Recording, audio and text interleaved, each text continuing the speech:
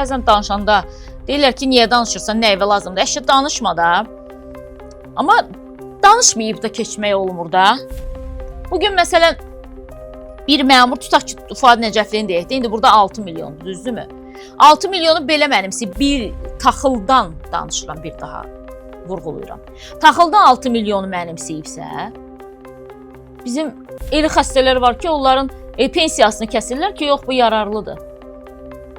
Yəni, sonuçta bütün bu varlı təbəqənin yeyintiləri, vəzifəli şəxslərin yeyintiləri bizim canımızdan çıxır gerçəkdən də. Çünki xəstə adamlar var ki, baxırsan ki, adam birinci qrup əlildirmi, ona birinci qrup vermirlər, üçüncü qrup verirlər. Olur da zamanla belə şeylər. Adamın ayağı yoxdur, deyir ki, iş qabiliyyəti var. Ayağı olmayan adamın necə iş qabiliyyəti ola bilər? Bizə aylar bundan öncə şikayət gəlmişdi. Adam özünü saxlaya bilmir də. Əsmədən dayanmır adam. Adamın əlilliyini kəsirlər ki, sən normalsan da.